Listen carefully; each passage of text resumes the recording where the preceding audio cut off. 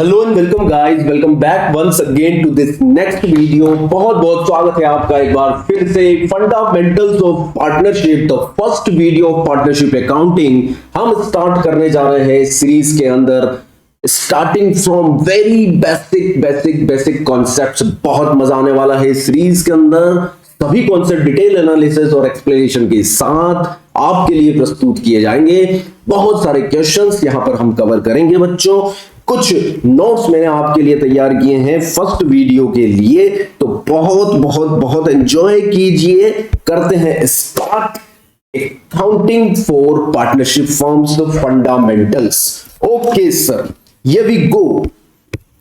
Partnership is a relation between the persons who have agreed to share the profit of the business। मैं आपको एक बात बता दूं, दो या दो से ज्यादा लोग यदि बिजनेस करना चाहते हैं प्रॉफिट कमाने के उद्देश्य से, लॉस हो जाए कोई बात नहीं, बट उनका इंटेंशन प्रॉफिट कमाने का ही रहना चाहिए, तो ऐसे बिजनेस को जहां पर दो या दो से ज्यादा लोग प्रॉफिट कमाने के उद्देश्य से अपनी कैपिटल लगाते हैं, पार्टनरशिप कहलाती है।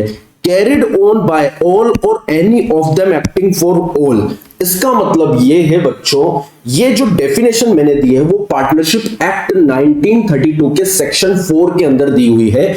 यहां पर कहा गया है कि पार्टनरशिप के अंदर जो बिजनेस किया जाएगा ना मेरे बच्चों, वो बिजनेस के अंदर पार्टिसिपेशन सभी पार्टनर भी कर सकते हैं या फिर कुछ पार्टनर सभी पार्टनर के लिए कर सकते हैं। कहने का मतलब इतना सा है कि गतिविधि बिजनेस की चाहे तो सभी पार्टनर करें, टास्क को बांट लें, मैनेज कर लें, या फिर कुछ पार्टनर एक्टिवली बिजनेस की एक्टिविटीज में पार्टिसिपेट करें और कुछ पैसा लगाएं और घर पर जाकर आराम करें, सो जाएं।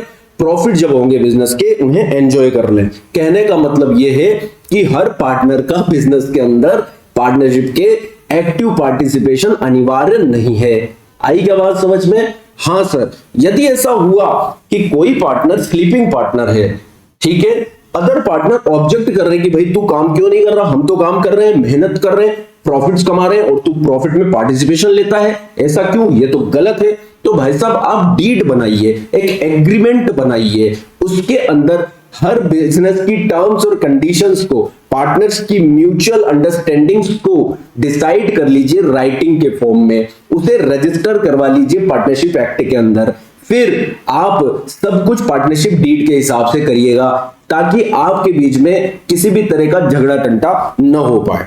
तो कहने का मतलब सिंपल सा है, partnership is nothing but a deed और agreement of doing business amongst the partner. क्या बात समझ में आती है मेरे प्यारे बच्चों? या सुनो, फिर से याद कर लेते हैं एक बार। पार्टनरशिप रिलेशन है, क्या है? रिलेशन बिटवीन दी पार्टनर्स जो एग्री होते हैं, सहमत होते हैं प्रॉफिट्स को पार्टिसिपेशन और प्रॉफिट को शेयर करने के लिए। ये बिजनेस सभी पार्टनर्स के द्वारा किया जा सकता है या any of them acting for all भी किया जा सकता है। अब मेन एलिमेंट्स देखते हैं, फीचर्स देखते हैं पार्टनरशिप के। होता क्या है सर? ये दो या दो से ज्यादा लोगों का पार्टनरशिप के अंदर होना जरूरी है बच्चों। एक व्यक्ति पार्टनरशिप के बिजनेस को नहीं कर सकता, कम से कम दो लोगों का होना जरूरी है। हाँ, ये याद रखें, इंडियन कॉन्ट्रैक्ट एक्ट जो है, इंडियन कॉन्ट्रैक्ट एक्ट 1872 ये कहता है कि सर 3 लोग बिजनेस नहीं कर सकते, क्योंकि बिजनेस, पार्टनरशिप का बिजनेस एक एग्रीमेंट है।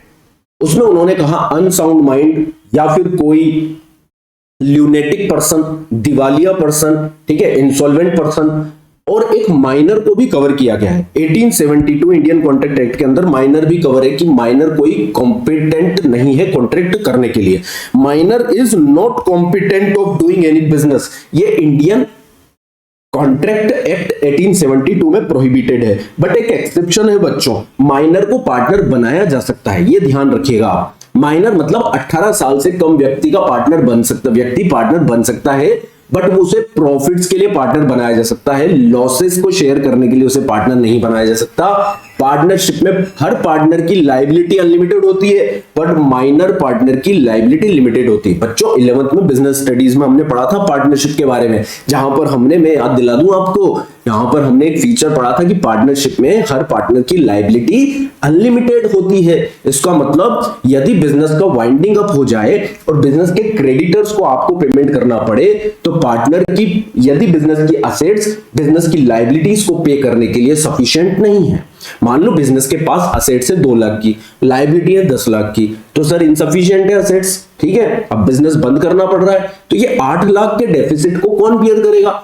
पार्टनर्स पर्सनली बियर करेंगे, उनकी पर्सनल प्रॉपर्टी को बेचा जाएगा और फिर पे किया जाएगा, क्योंकि पार्टनर्स की लायबिलिटी अनलिमिटेड होती है। बट यदि माइनर पार्टनर बनाया जाए तो उसकी लायबिलिटी बच्चों लिमिटेड रहेगी, उसे अनलिमिटेड लायबल नहीं ठहराया जा सकता, उसे लॉस के लिए पार्टिसिपेशन अलाउ नहीं है, वो प्रॉफिट के लिए लिमिटेड लायबिलिटी के साथ पार्टनर बन सकता है। राधे राधे, बात समझ में आती है। दूसरी बात कर लेते हैं एग्रीमेंट की। देखिए पार्टनरशिप में एग्रीमेंट ओरल भी हो सकता है, राइटिंग में भी हो सकता है। अभी ये कॉन्सेप्चुअल पार्ट है, पहला वीडियो थ्योरेटिकल पार्ट है, ये आपकी कॉन्सेप्ट बिल्डिंग करेगा, फिर हम जनरल एंट्रीज देखेंगे, फिर प्रैक्टिकल क्वेश्चंस पे आएंगे बच्चों, तो इसे मिस मत करना, ये बहुत रिलेवेंट है, बहुत इंपॉर्टेंट है। एग्रीमेंट होना जरूरी है। आप लोग जो साथ में बिजनेस कर रहे हैं उसका कुछ ना कुछ सहमति समझौता तो आपके बीच में होना ही चाहिए, कुछ तो आपके बीच में डिसाइडेड होना चाहिए। प्री डिसाइडिव मैनर में ही आप बिजनेस को करेंगे, क्योंकि आपके बीच में यदि कल से कुछ झगड़ा हो जाता है, डिस्प्यूट हो जाता है, तो एग्रीमेंट ही वहां पर सपोर्टिव एविडेंस के रूप में काम आएगा, इसलिए एग्रीमेंट होना जरूरी है। अब एग्रीमेंट ओरल भी हो सकता है और रिटन भी हो सकता है, पर बच्चों यदि झगड़ा हो गया पार्टनर्स के बीच में, डिस्प्यूट हो गया और केस फाइल हो गया, तो आप क्या प्रस्तुत करोगे? आपके बीच में क्या एग्रीमेंट था, क्या समझौता, क्या terms conditions of doing business थी, डिफाइन क्या था, उसे बताइए, कोर्ट ऑफ लॉ में आप उसे सबमिट कीजिए। जब आपने एग्रीमेंट ही ओरल किया तो आप क्या सबमिट करेंगे? इसीलिए बच्चों ये कहा जाता है कि पार्टनरशिप में एग्रीमेंट राइटिंग में कर लेना चाहिए और उसे रजिस्टर्ड भी करवा देना चाहिए, ताकि फ्यूचर में यदि पार्टनर्स के बीच में कोई डिस्प्यूट हो तो उसे एक एविडेंस के रूप में, एक सबूत के रूप में, साक्ष्य के रूप में प्रस्तुत किया जा सके। ओके, इसके अंदर होता क्या है? टर्म्स एंड कंडीशंस होती हैं ऑफ डूइंग बिजनेस। हाइलाइटर ले लेते हैं सर आपके लिए, ये लो। It contains the terms and conditions of doing business. इसको बिजनेस के अंदर, बिजनेस करने की टर्म्स एंड कंडीशंस होती है। आगे इसके अंदर राइट्स एंड ड्यूटीज होती है पार्टनर्स की। आगे बात करते हैं existence of business and profit motive. Partnership के लिए बिजनेस का होना जरूरी है। यदि आप चैरिटेबल एक्टिविटी को करने के लिए, दान धर्म करने के लिए साथ में जुड़े हैं, तो वो पार्टनरशिप नहीं कहा जा सकता। सर आपका पर्पस प्रॉफिट कमाने का होना चाहिए, प्रॉफिट मोटिव होना चाहिए और बिजनेस को कैरी ऑन करने का होना चाहिए। आप याद रखिए, बिजनेस उसे कहते हैं जो प्रॉफिट कमाने के उद्देश्य से किया जाए और रेगुलर बेसिस पर किया जाए। इर्रेगुलर बेसिस पर की गई किसी भी तरह की एक्टिविटी बिजनेस नहीं होती। मैंने आज कोई शर्ट खरीदी, उसे अपने फ्रेंड को बेच दी, प्रॉफिट के साथ बेच दी, पर मेरा बिजनेस नहीं है, मेरा शर्ट खरीद कर बेचने का बिजनेस नहीं है, मैं रेगुलर नहीं करता, तो ये बिजनेस नहीं कहलाएगा और इस तरह की एक्टिविटी के लिए आप पार्टनरशिप में एंटर नहीं हो सकते। अर्निंग प्रॉफिट होना चाहिए। Joint ownership of sum property itself can not be called partnership. देखो बच्चों, ये एग्जाम सीबीएसई बोर्ड में क्वेश्चन आ चुका है एमसीक्यूज में, ठीक है। किसी एक प्रॉपर्टी के अंदर यदि आपकी जॉइंट ओनरशिप है किसी व्यक्ति के साथ, तो वो भी पार्टनरशिप नहीं कहलाएगी, क्योंकि वहां पर joint ownership will not constitute any kind of business. यदि आप प्रॉपर्टी का बिजनेस कर रहे हैं किसी के साथ मिलकर और जॉइंट ओनरशिप में असेट खरीद रहे हैं बेचने के लिए, और इस तरह की एक्टिविटी आप रेगुलर करते हो, तो फिर वो बिजनेस है और पार्टनरशिप है। पर मान लीजिए आपने किसी के साथ मिलकर कुछ पैसा लगाकर कोई एक असेट खरीदी, 30 लाख का प्लॉट खरीदना है आपको, 3 दोस्तों ने 10-10 लाख रुपए लगाए, ठीक है, तो सर ये पार्टनरशिप नहीं कही जा सकती, क्योंकि आप प्रॉपर्टी खरीदकर बेचने का बिजनेस नहीं कर रहे हैं। Business element must be there. Radhe Radhe. आगे बात करते हैं शेयरिंग ऑफ प्रॉफिट। ठीक है, चैरिटेबल एक्टिविटी आपकी नहीं होनी चाहिए, प्रॉफिट पार्टिसिपेशन होना चाहिए। इफ आगे क्या बोल रहा है, if a partner is deprived of his right to share the profit he can not be called a partner.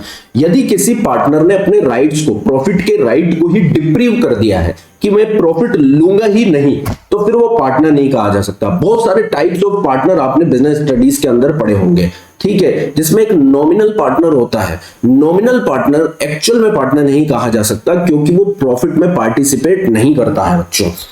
Profit में भी पार्टिसिपेशन होना जरूरी है, but it is not necessary that all the partner should share the losses also. ये जरूरी नहीं है कि हर पार्टनर लॉस में भी पार्टिसिपेशन करे, ये ध्यान रखिएगा बच्चों। It may be agreed between the partners that one or more of them shall not be liable for the losses such as minor can not be admitted as partner for the losses। यदि partners आपस में सहमत हो जाते हैं कि भाई किसी पार्टनर को लॉस के लिए पार्टिसिपेशन नहीं दिया जाएगा, तो वो पार्टनर केवल प्रॉफिट के लिए भी पार्टनर बन सकता है, बट प्रॉफिट के लिए पार्टिसिपेशन होना जरूरी है। लॉस के लिए डिप्रीव किया जा सकता है पार्टनर को, या पार्टनर को लॉस के पार्टिसिपेशन के लिए मना किया जा सकता है। म्यूचुअल एजेंट, ये जो है ये बहुत इंपॉर्टेंट कॉन्सेप्ट है। पार्टनरशिप के अंदर म्यूचुअल एजेंसी कॉन्सेप्ट फंक्शन करता है। अब ये म्यूचुअल एजेंसी कॉन्सेप्ट क्या होता है बच्चों, सुनो ध्यान से। पार्टनरशिप के अंदर हर पार्टनर जो भी टास्क वो करता है बिजनेस के लिए, उस टास्क के लिए जितना वो खुद जिम्मेदार है, अदर पार्टनर्स भी उतने ही जिम्मेदार कहलाते हैं।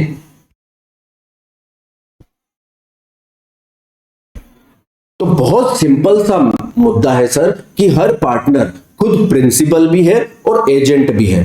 कहने का मतलब हर पार्टनर के टास्क के लिए उतना ही जिम्मेदार है जितना वो खुद के टास्क के लिए जिम्मेदार है। मुझे परचेजिंग का टास्क दिया गया है, मेरे पार्टनर को सेल्स का टास्क दिया गया है, उसकी सेल्स की एक्टिविटी से जितना वो बाउंड है उतना मैं भी बाउंड हूं। मेरी परचेज की एक्टिविटी के कारण जो लायबिलिटीज क्रिएट हो रही है उसके कारण जितना मैं लायबल हूं उतना वो भी लायबल है। ये हो गई म्यूचुअल एजेंसी प्रिंसिपल या कॉन्सेप्ट्स। तो N agent, as an agent, he can be bound the other partner by his an act, and as a principal he himself can be bounded by the acts of the other partner। क्या बात समझ में आती है मेरे प्यारे बच्चों? Comment कर दो, बहुत प्यारा सा लाइक करके सब्सक्राइब कर दो if you not yet. Okay, मजा आ रहा है या नहीं कमेंट करके बताओ। Business carried on by all or any of them acting for all, ये हमने समझ ही लिया। हर पार्टनर एक्टिव पार्टनर नहीं हो सकता, कुछ पार्टनर स्लीपिंग पार्टनर भी होते हैं, परंतु हर पार्टनर बिजनेस की सभी एक्टिविटीज के लिए लायबल होगा। Carried on by all or any of them acting for all का मतलब सिंपल सा है, जैसे हम 4 पार्टनर हैं, 3 एक्टिव पार्टनर हैं, एक स्लीपिंग पार्टनर है, तो एक्टिव पार्टनर जो टास्क परफॉर्म करेंगे उसके लिए स्लीपिंग पार्टनर भी बाउंड होगा। चाहे वो एक्टिव पार्टिसिपेशन नहीं करता, उसकी लायबिलिटी अनलिमिटेड होगी, वो भी एक्टिव पार्टनर के द्वारा किए गए टास्क के रेपरकेशंस को या फ्रूट्स को, बेनिफिट्स को एंजॉय करेगा। आई क्या बात समझ में? No separate existence. देखिए पार्टनरशिप के अंदर पार्टनर्स और फर्म के बीच में कोई सेपरेट एंटिटी कॉन्सेप्ट काम नहीं करता। By the law Indian partnership act 1932 partners can not be separated from the partnership firm. ध्यान से सुनिए, ऐसा क्यों है? ऐसा इसलिए है मेरे बच्चों,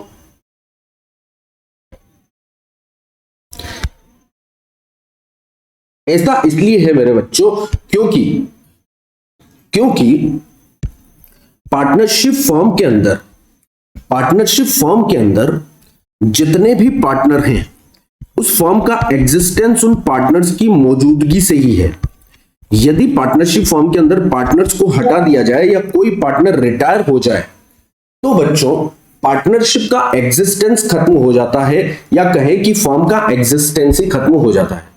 3 पार्टनर्स ने साथ में मिलकर बिजनेस स्टार्ट किया, यदि एक पार्टनर रिटायर हो जाता है तो फिर पार्टनरशिप फर्म का डिसकंटिन्यू करनी पड़ेगी, नई पार्टनरशिप फर्म्स आपको स्टार्ट करनी पड़ेगी, क्योंकि जो आपने डीड बनाई थी, जो एग्रीमेंट बनाया था, उसमें सारी टर्म्स एंड कंडीशंस आपने 3 पार्टनर्स के हिसाब से डिसाइड करी थी। Profit and loss ratio, capital, salary, interest, commission, whatever to be given to the partner decided in the deed. पर यदि एक पार्टनर रिटायर हो जाता है तो मानिए, समझिए, उससे रिलेटेड जितने भी पॉइंट्स थे डीड के अंदर वो आपको सुधारने पड़ेंगे, रेक्टिफाई करने पड़ेंगे, करेक्ट करने पड़ेंगे या हटाने पड़ेंगे। ठीक है, इसके लिए आपको नई डीड बनानी पड़ेगी, क्योंकि पुरानी डीड में रेक्टिफिकेशन अलाउड नहीं है। यदि एक फुल स्टॉप भी आपको यदि पुरानी डीड के अंदर बदलना है तो आपको नई डीड बनानी पड़ेगी। And partnership is nothing but a deed or agreements of doing business amongst the partners. Partners के बीच में जो भी डीड होती है, जो भी एग्रीमेंट होता है, टर्म्स एंड कंडीशन डिफाइन होती है, वही पार्टनरशिप है। अब यदि कोई पार्टनर रिटायर हो गया तो उससे रिलेटेड टर्म कंडीशन आपको हटानी पड़ेगी, तो आपको डीड में काट छाट करना अलाउड नहीं है, आपको नई डीड बनानी पड़ेगी, रिकॉन्स्टिट्यूशन करना पड़ेगा पार्टनरशिप फॉर्म का। इसलिए बच्चों कहा गया है कि partnership is nothing but a deed और एग्रीमेंट अमंग द पार्टनर्स और पार्टनरशिप फॉर्म्स को अलग कर हम नहीं देख सकते। सेपरेट एग्जिस्टेंस फॉर्म का पार्टनर से नहीं होता है, क्योंकि देखिए कंपनी के अंदर हमने पढ़ा था यदि शेयर होल्डर्स अपने शेयर्स को बेच भी दे तो भी कंपनी का गोइंग कंसर्न बेसिस पर, परपेचुअल सक्सेशन के बेसिस पर बिजनेस कंटिन्यू रहता है। बट सोल प्रोप्राइटरशिप और पार्टनरशिप के अंदर यदि पार्टनर रिटायर हो जाए, डेथ हो जाए, इंसॉल्वेंट हो जाए, इनकेपेबल ऑफ डूइंग बिजनेस हो जाए, तो बिजनेस को आपको डिसकंटिन्यू करना पड़ेगा, आपकी फर्म का डिसोल्यूशन आपको करना पड़ेगा, रिकॉन्स्टिट्यूशन आपको करना पड़ेगा फर्म का। आई क्या बात समझ में? तो separate existence it means that all the agreements entered with the firms will be enforceable against each partner separately and jointly। जो भी एग्रीमेंट फर्म के साथ यदि किसी आउटसाइडर ने किया है तो उसके लिए फर्म तो जितनी जिम्मेदार है उतने पार्टनर भी जिम्मेदार हैं, क्योंकि उनकी लायबिलिटी अनलिमिटेड होती है। For accounting point of view, हाँ अकाउंटिंग जब हम करेंगे पार्टनरशिप के अंदर तो पार्टनर्स को सेपरेट नहीं माना जाएगा। Partnership firm is a separate business entity from the partner. केवल और केवल अकाउंटिंग के लिए हमें सेपरेट एंटिटी कॉन्सेप्ट्स को यूज लेना पड़ेगा। मैं क्लियर कर देता हूं, पार्टनरशिप के अंदर सेपरेट एंटिटी कॉन्सेप्ट नहीं होता है, बट अकाउंटिंग के लिए सेपरेट एंटिटी कॉन्सेप्ट काम में लिया जाता है। बात समझ में आती है सर? आगे बढ़ते हैं। पार्टनरशिप डीड क्या होता है? पार्टनरशिप डीड का मतलब कुछ नहीं है बच्चों, terms and conditions agreed amongst the partner of doing business. आप 3 लोग 4 लोग जो बिजनेस करने के लिए आपस में सहमत हुए हैं, अब उस बिजनेस की जो भी टर्म कंडीशंस हैं उसको राइटिंग फॉर्म में आपको डिफाइन कर लेना है, एक डॉक्यूमेंट फॉर्म में डॉक्यूमेंटेड कर लेना है, ताकि आपके बीच में फ्यूचर में कोई डिस्प्यूट क्रिएट ना हो। तो टर्म्स और कंडीशन ऑफ डूइंग बिजनेस को राइटिंग फॉर्म में डिफाइन करना ही डीड कहलाता है। इसे पार्टनरशिप एग्रीमेंट भी बोलते हैं। अब इसे सभी पार्टनर्स को साइन कर लेना जरूरी है। ये ओरल भी हो सकता है, राइटिंग में भी हो सकता है, बट किसी भी तरह की मिसअंडरस्टैंडिंग क्रिएट ना हो, डिस्प्यूट क्रिएट ना हो, इसलिए इसको कहा जाता है कि ये राइटिंग में होना चाहिए, साइंड होना चाहिए सभी पार्टनर्स के द्वारा। अब इसके अंदर क्या क्या होता है? रिटन डॉक्यूमेंट्स होता है ये, इसे पार्टनरशिप डीड भी कहते हैं, इसे आर्टिकल ऑफ पार्टनरशिप भी कहते हैं, ये ध्यान रखिएगा। नेम एंड एड्रेस होता है इसके अंदर सर फर्म का, इसके बाद इसके अंदर नेम एंड एड्रेस होता है पार्टनर्स का। इसके बाद इसके अंदर type and nature of business, किस तरह का आप बिजनेस करेंगे वो डिफाइन होता है। किस किस पार्टनर को कितनी कितनी कैपिटल लगानी है ये इसके अंदर मेंशन होता है बच्चों। यदि आपने कैपिटल लगाई है तो वो फिक्स्ड कैपिटल है या फ्लक्चुएटिंग कैपिटल है, ठीक है। अभी आगे जाकर देखेंगे क्या होता है फिक्स और फ्लक्चुएटिंग। आपकी कैपिटल पर इंटरेस्ट दिया जाएगा या नहीं दिया जाएगा फर्म के द्वारा। देखिए मैंने कहा अकाउंटिंग पर्पस के लिए फर्म और पार्टनरशिप अलग अलग है, क्योंकि यहां फर्म पार्टनर के द्वारा लगाई गई कैपिटल पर इंटरेस्ट दे रहा है, तो वो देना है या नहीं ये डीड में मेंशन होना चाहिए। देना है तो किस रेट से देना है इंटरेस्ट ऑन कैपिटल वो भी मेंशन होना चाहिए। ड्राइंग्स, क्या पर्सनल पर्पस के लिए पार्टनर बीच में पैसा निकाल सकता है? यदि वो निकाल सकता है तो उसे अधिकार दिया जाएगा, वो भी डीड में आपको डिफाइन करना पड़ेगा, ठीक है। इंटरेस्ट ऑन ड्रॉइंग, यदि आप बीच में ही पैसा निकालते हैं तो फर्म आपसे उस विड्रॉल पर इंटरेस्ट लेती है। इंटरेस्ट ऑन ड्रॉइंग फर्म की इनकम है, इंटरेस्ट ऑन कैपिटल फर्म का खर्चा है, ठीक है। तो यदि फर्म आपसे इंटरेस्ट लेगी तो वो लेगी या नहीं ये भी डीड में डिफाइन होना चाहिए, और कितना लेगी ये भी डीड में डिफाइन होना चाहिए। प्रॉफिट शेयरिंग रेशियो क्या होगा? आप यदि बिजनेस कर रहे हैं तो आपका प्रॉफिट एंड लॉस रेशियो बराबर होगा, 1:1 होगा, 1:2 होगा, क्या रेशियो होगा आपके बीच में प्रॉफिट को बांटने का?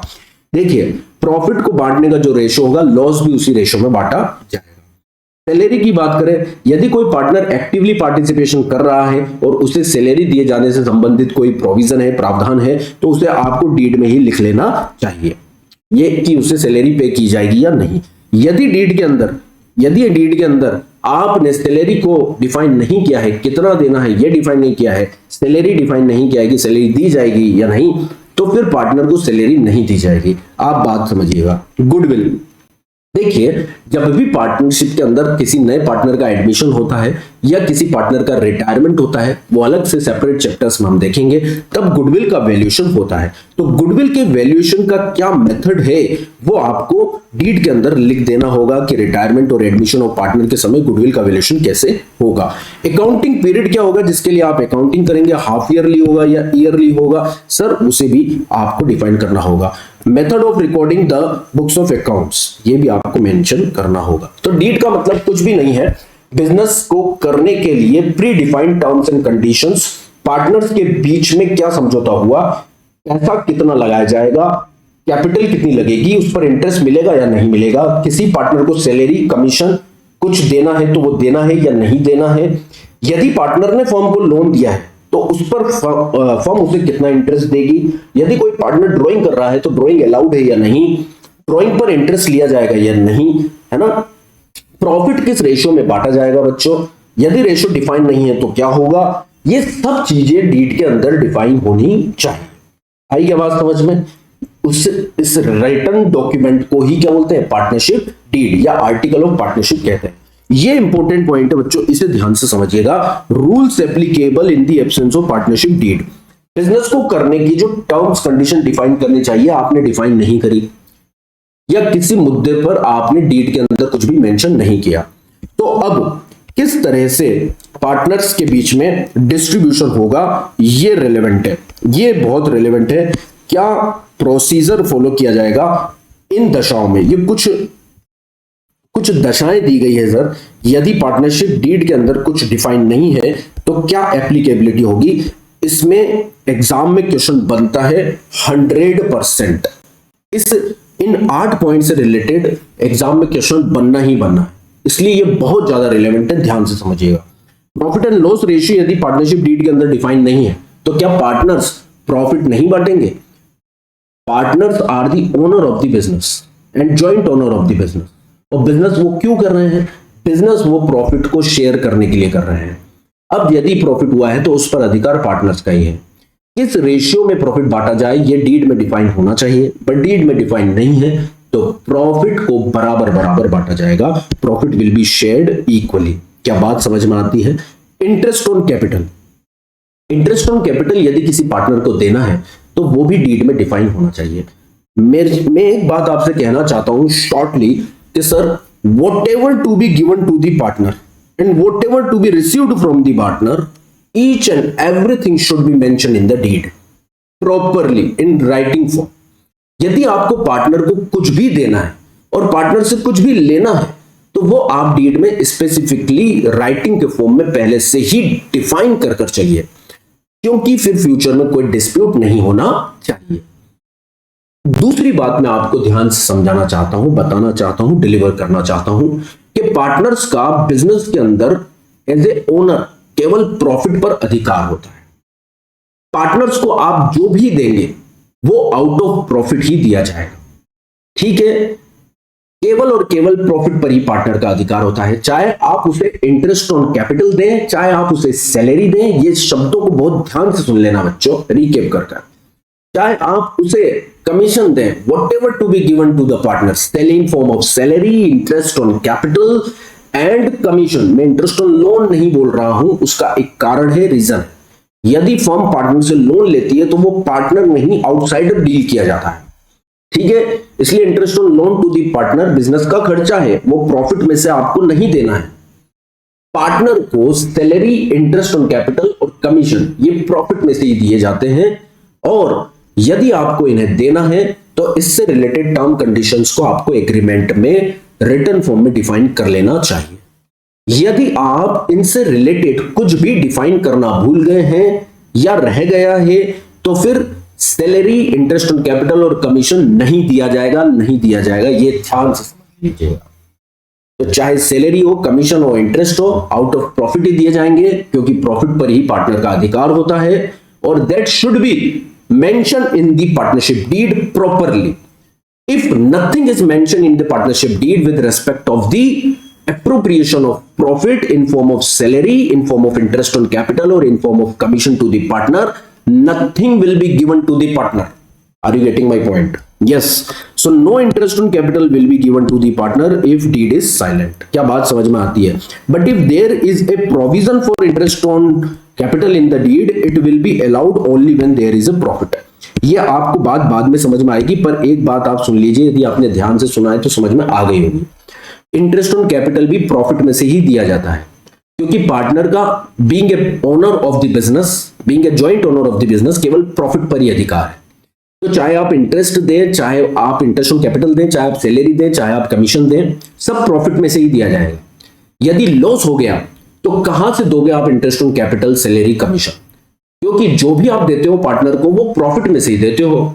इंटरेस्ट, सैलरी, कमीशन ये सब प्रॉफिट का बंटवारा है, एप्रोप्रिएशन ऑफ प्रॉफिट है। यदि लॉस ही हो गया फॉर्म में तो फिर कहां से इंटरेस्ट, सैलरी, कमीशन दिया जाएगा? Because there is no profit, no distributions. आई बात समझ में? एक शब्द में बोलूंगा, नंगा नहाएगा क्या और निचोड़ेगा क्या? यदि प्रॉफिट ही नहीं हुआ तो क्या दिया जाएगा? प्रॉफिट नहीं दिया जाएगा। सैलरी, इंटरेस्ट, कमीशन सब प्रॉफिट का ही फॉर्म है। आई बात समझ में? इंटरेस्ट ऑन ड्रॉइंग, यदि पार्टनर से कुछ भी लेना है तो एक ही चीज ली जाती है sir, interest on drawing. Partner से जो उसने ड्राइंग करी है उस पर आप इंटरेस्ट ले सकते हो और कुछ नहीं ले सकते आप पार्टनर से। आई बात समझ में? Being a partner. आई बात समझ में? यदि आपने पार्टनर को लोन दिया है तो वो तो एक असेट है, उस पर भी आप इंटरेस्ट लोगे, बट वहां पर वो पार्टनर आउटसाइडर है, वो आपकी बिजनेस इनकम है। आई बात समझ में? लोन देने और लोन लेने से संबंध में पार्टनर आउटसाइडर डील किया जाता है। बच्चों बात समझ में आती है नहीं? यदि वो ड्राइंग करता है तो वो बीइंग ए पार्टनर ही ड्राइंग कर रहा है और उससे आप बीइंग ए पार्टनर ही इंटरेस्ट चार्ज कर रहे हो। Are you getting my point? So उसके लिए भी कितना इंटरेस्ट लेना है आपको पार्टनर से वो भी डीड में मेंशन होना चाहिए। यदि डीड साइलेंट है तो कोई भी इंटरेस्ट पार्टनर से नहीं लिया जाएगा। है क्या बात समझ में? Salary and commission to the partner, यदि डीड साइलेंट है तो कोई सैलरी और इंटरेस्ट कमीशन नहीं दिया जाएगा सर, ये हम पहले ही पढ़ चुके हैं। ठीक है। It can be allowed only in case of profit, ये भी हम सीख चुके हैं। यदि डीड के अंदर लिखा है सैलरी कमीशन देना है तो सर लॉस हो गया तो देंगे क्या? नहीं देंगे, फिर नहीं देंगे।